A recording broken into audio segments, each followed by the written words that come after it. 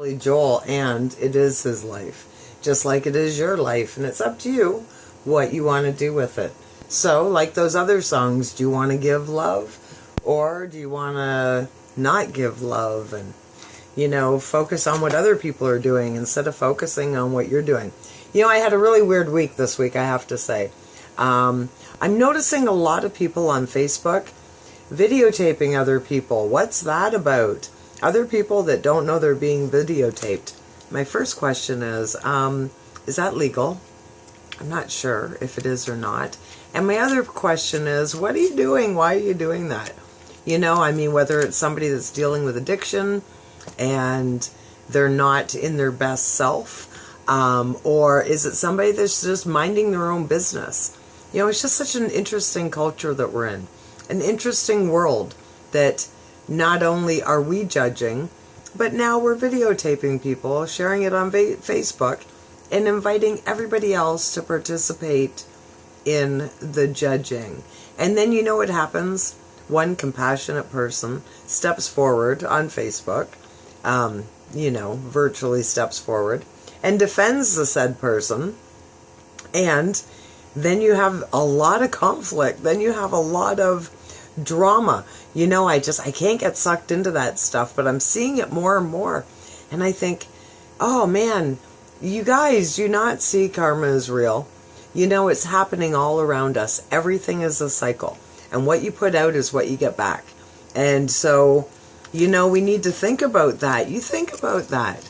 When you're doing that, or when you're going on, like here in Sarnia, we have some different Facebook pages, like Sarnia Bad Drivers. I get it. Bad driver. Somebody who's intoxicated. That needs to be videotaped, or that needs to be recorded, because somebody could have got hurt, or somebody that did a hit and run. That sort of thing.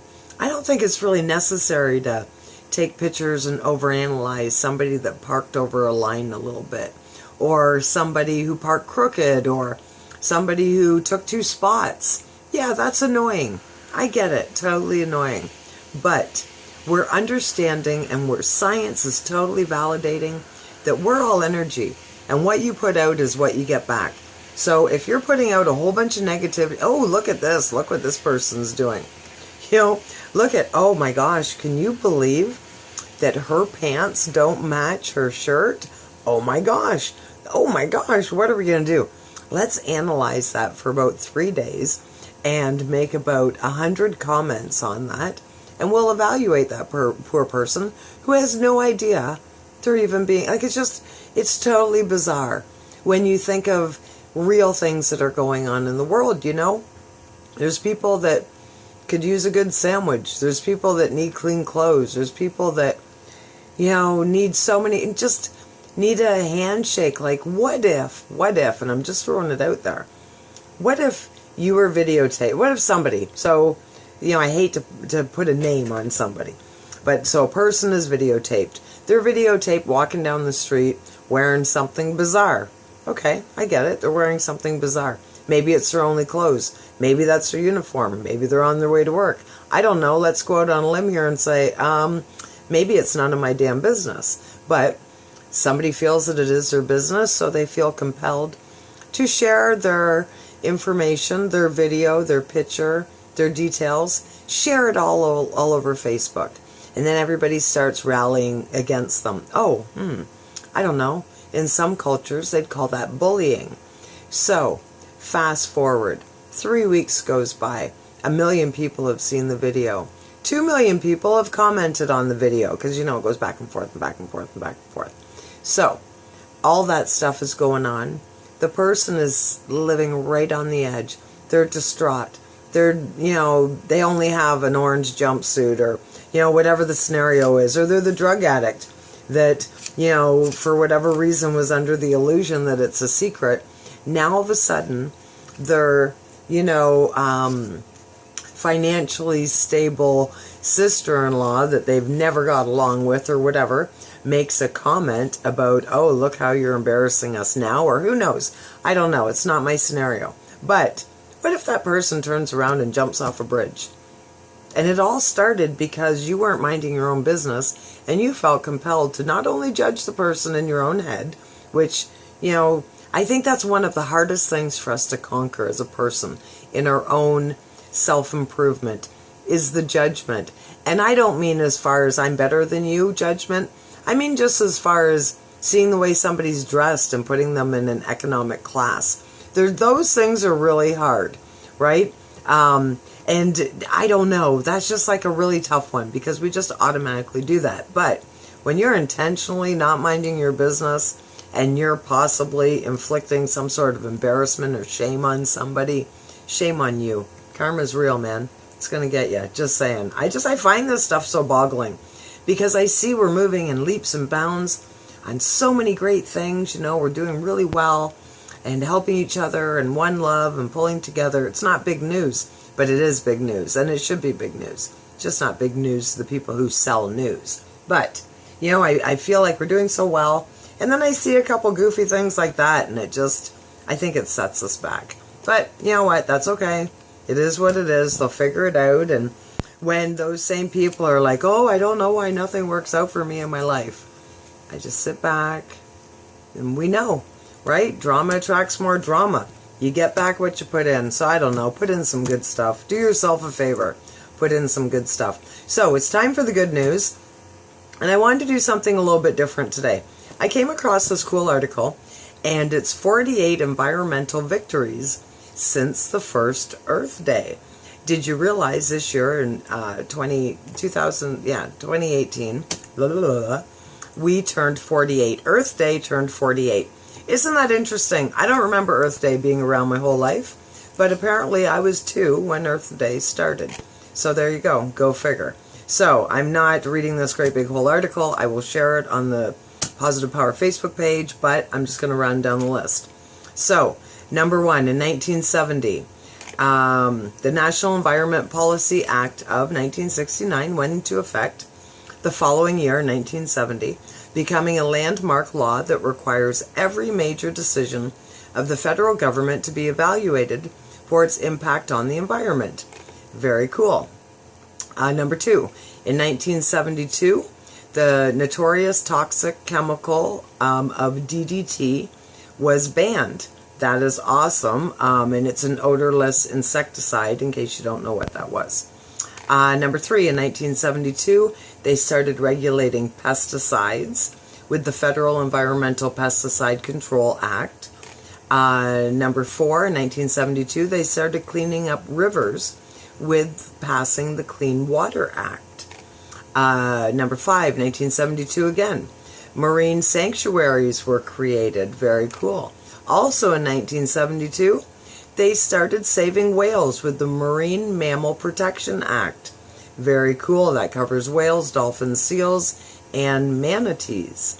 1973 is number 7, saving species. The Endangered Species Act was created. Number 8, 1975, the Global Agreement of Endangered Species. That's very cool. Number 9, 1974, safer drinking water. In response to rising concerns and scientific awareness about impacts of pollution on health, the Safe Drinking Water Act set quality standards for all U.S. drinking water systems. Now keep in mind, a lot of the stuff that goes on in the States is shadowed here in Canada. Now if they'd only get the damn fluoride out of the water, just my opinion, just saying. Number 10, 1974, getting the lead out of gas. Very good. 1976, chemical control, the Toxic Substances Control Act came out, which is very cool. Number 12, 1978, Love Canal causes national outcry after hundreds of residents of the Love Canal planned community in Niagara Falls, New York, were sickened by leaking toxic waste. A spotlight was shined on the dangers of industrial pollution. There you go. Very good. Number 13, a 1980 Superfund program launched. Outrage over Love Canal helped lead to the passage of the Comprehensive Environmental Response Compensation and Liability Act. Very good. Number 14, 1980, vast Alaskan lands protected.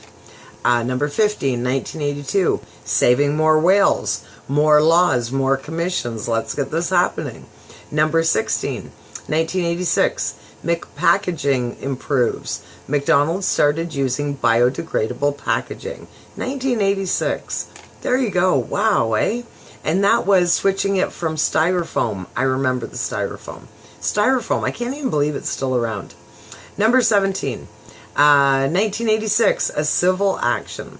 In 1986, a sprawling Woburn, Massachusetts pollution case was decided in court. Although the result was mixed for the families that sued polluters over injury to their children, the high-profile case set a big precedence in environmental law and the court of public opinion. Very good. 18. Saving condors. In 1987, wildlife biologists made the tough decision to bring all 27 remaining California condors into captivity. That is very cool. Number 19. Plugging the ozone hole. Oh, they started working on that in 1987. Wow, and it is called the Montreal Protocol. There you go, a little bit of Canada going on in there. 1987, they started cleaning up sewage on the planet, industrial sewage. It's called the Water Quality Act of 1987. Number 21, in 1988, they started cleaning up medical waste. 1989, getting the asbestos out. 1990, clearing the air. 1992, the Rio Earth Summit. We've just done, why is this not big news? In 1991, we started saving ferrets. 1993, Erin Brockovich won her case. 1993, also green buildings started taking off. 1993, protecting biodiversity.